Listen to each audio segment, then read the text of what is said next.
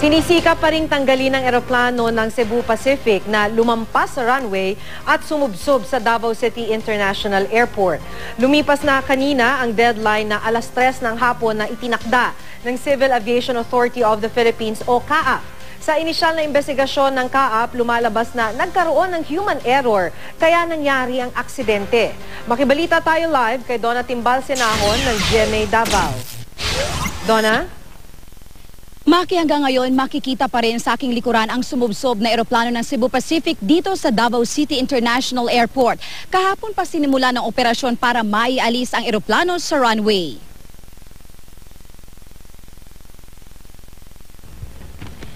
Simula pa kaninang madaling araw, sinusubukang maialis ng mga taga Cebu Pacific ang sumadsad nilang eroplano. Gusto nilang hatakin ang eroplano pabalik sa sementong runway. Mula sa likod ang gagawing paghatak dahil mahihirapan daw sila kung ang uso ng eroplano ang unang mahatakin dahil nakasubsob ito. Sa inisyal na investigasyon ng CAAP, lumalabas na nagkaroon ng human error sa insidente. Bukod dito, marami rin daw maling procedure na ginawa ang mga tauhan ng Cebu Pacific, tulad na lang ng hindi agad pagdedeklara ng automatic evacuation ng piloto, bagay na hindi rin umano narinig ng mga pasahero. Inabot pa ng ilang minuto bago sila tuluyang pinalikas ng cabin crew. Dahil dito, pinag-aaralan na ng CAAP kung sususpindihin ang operasyon ng airline company. Kinumpirma naman ng Davao Light and Power Company na nagka-brown out nga sa ilang lugar sa lungsod kabilang na ang paliparan nung araw na naaksidente ang eroplano. Taliwas ito sa sinabi ng airport management na naka-full intensity noon ang kanilang runway lights. Balak naman ni 1st District Congressman Carlo Nograles na magpatawag ng congressional inquiry sa insidente dahil nag-ooperate umano sa ilalim ng congressional franchise ang Cebu Pacific. Samantala, wala pang panibagong inilalabas na pahayag ang Cebu Pacific tungkol sa nangyari. Sinusubukan pa namin silang matawagan. Maki, inaasahang babalik na sa normal ang operasyon ng airport mamayang alas 6 ng gabi. Pero kung mapapatunayan sa investigasyon na may pagkukulang nga ang Cebu Pacific, posibleng masuspinde ang kanilang operasyon.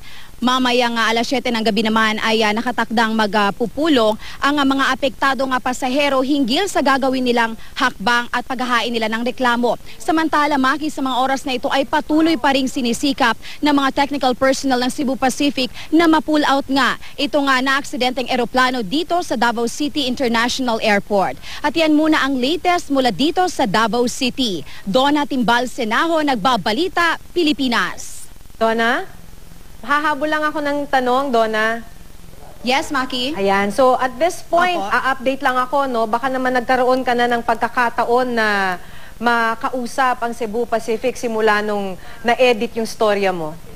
Maki, sa ngayon patuloy pa rin nating kinukuha, Maki, ang pahayag ng Cebu Pacific hinggil sa nangyari. Pero sa ngayon, wala pa silang final update kung ano talaga ang sanhi at kung anong oras mapupull out itong eroplano dito sa Davao City International Airport, Maki. So, Donna, what is wrong? Bakit nahihirapan silang tanggalin yung sumadsad na eroplano ng Cebu Pacific?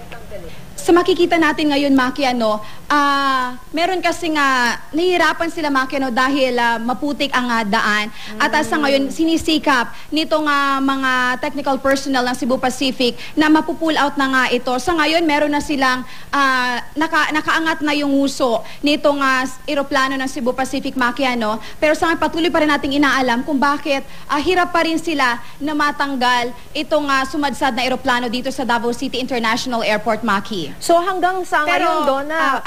Definitely, Maki, makikita. Go ahead, Donna. Na talagang sinisikap nila na ma-pull out nga itong eroplano, Maki. So, Donna, wala tayong time frame kung kailan matatanggal yung eroplano dahil habang nandyan yan, ibig sabihin, sarado yung airport, di ba? Exactly, Maki. Sa initial na binigay ng CAAP, Maki, at maging ng Cebu Pacific, target nila, Maki, na ngayong alas 6 ng gabi ay mapupull out na at babalik na sa normal na operasyon mamayang alas 6 ng gabi itong Davao City International Airport. Pero sa ating nakikita ngayon, baka nga, Maki, na matatagalan pa kasi sa ngayon hindi pa nga gumagalaw o hindi pa namumove, no? Napupull out itong eroplano dito sa kanyang kinalalagyan simula nang sumadsad ito noong Sabado ng gabi, Maki. Ang laki na siguro ng epekto niyan sa ekonomiya ng Davao City. Yes, tama ka dyan, Maki, dahil ilang araw na rin mula nung Sabado hanggang Sunday at ngayon na Martes na, Maki, wala pa ring operasyon itong Davao City International Airport. Kaya sa pangamba ng Kaap na talagang malaki na rin nga ang damage o Maki, at lugi, kumbaga walang kita ang ating Davao City International Airport. Kaya sinisikap nga nila, Maki, na sa madaling panahon na talagang matanggal na o ma-pull out na itong sumadsad na eroplano dito sa Davao City International Airport para nang sa ganon ay maibalik na nga sa normal na operasyon itong airport, Maki. Okay, maraming salamat sa iyo, Donna Timbal Sinahon ng GMA Davao.